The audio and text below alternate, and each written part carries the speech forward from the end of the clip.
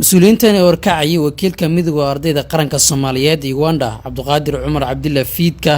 ayaga waxay booqasho ku tageen macad ka dhameystireen ee YMCA Buombo oo ay wax ku bartaan in ku dhow ilaa 50 arday Soomaaliya macadkan oo ku yaala degmada Wakiso ee gobolka dhexe Uganda gudoomiyaha ardayda qaranka Soomaaliyeed ee macadka Yaxya Cabdulla ayaa soo dhaweeyay xubnaha ka socday midowga ardayda qaranka Soomaaliyeed wuxuu ugu warbixiyay xaaladda ardayda Soomaaliyeed ee wax ka barata college-kani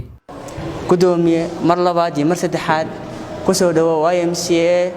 Comprehensive Institute Buombo Campus waxaan aad ugu faraxsanahay booqashadaada runtii tan waxa marxaati ka tahay ay muujinaysaa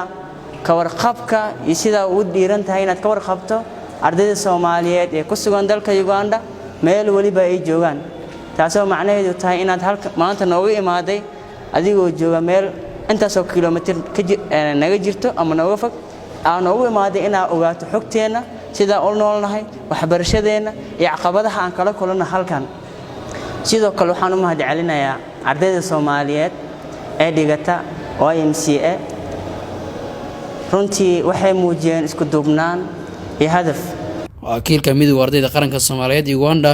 Cabduqaadir Fiidka oo ardaydan kala sheekaystay waxbarashada iyo nolosha macadka ayaa ka dhawaajiyay inay bilaabi doonaan tirokoob rasmi ah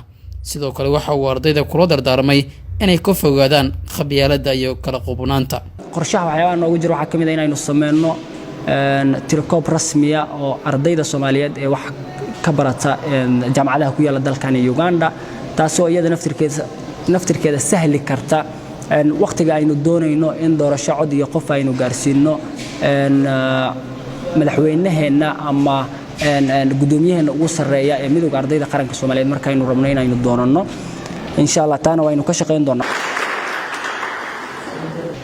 dhibaatooyinka ugu badan hadda dalkan ardaydeena ku haysta waxa kamid ah qabyaaladii oo inta dalkii kala soo tagno qurbihii la nimid runtii waa wax laga wanaagsan yahay insha Allah waxaan isku dayaynaa in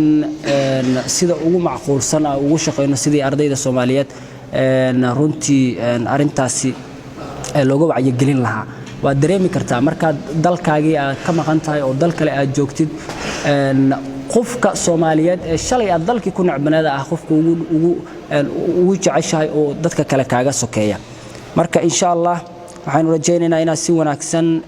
waxyaabo badan kaga qabanno oo ay qayb ka tahay waxa la soconaa ardayda Soomaaliyeed halkan hadda markay joogaan waxyaabaha ugu badan ama caqabadaha ama waxyaabaha ugu dhow ee markay rabaan inay jaamacad galaan ay u baahan yihiin inay safaaradda la xiriiraan iyo waxyaabo kale waxaynu ka shaqeynaynaa hadii Allah awood laga helo inaynu wax badan ka qabanno ama wax badan isbedel wanaagsan aynu ka sameeyno markaad la tacaamuleysaan safaaradda waad rabtaan inaad aadaan high commissionka insha Allah hadii Allah awood laga helo ugu dambeyntii qaar kamid ah ardayda wax ka barata macadka ayaa dareenkooda ku aadan booqashada halkan ay ku yimaadeen midowga ururka ardayda qaranka Soomaaliyeed ee maqso ka warbixiyay salaamiya markii koowaad ardayda Soomaaliyeed ee saldhigano oo xarunta saldhig wax isla barano maadaama ay yihiin ardayda Soomaaliyeed waxaan marka xigtan salaamaya gudoomiyaha ardayda qaranka midowga oo mar dhow la soo magacaabay walaalkeena Cabduqaadir Fiidka waxaan kaloo salaamaya gudoomiyaha Yaxya Cabdulla Bariise oo kamid ah gudoomiyaha ardayda waxaan leeyahay kullee yani alxamdulillah ardayda meesha ka bartaan kamid ahay waxaan leeyahay walaalay Soomaaliyeed waxaan leenahay marka qurbaa joogno aadan isku jecelnahay wadankeena markaan ku laabanana aadan isku jeclaano waxaan kaloo mahadcelinayaa dawladda Soomaaliyeed oo naga warqabto oo noohay maadaama wadanka ka baranay noo soo magacaawday qof xaaladeena iyo dhibaatadeena iyo waxa meesha nagu haya aan u sheegan karno marka waan u mahadcelinayaa waxaan maanta soo dhaweynaynaa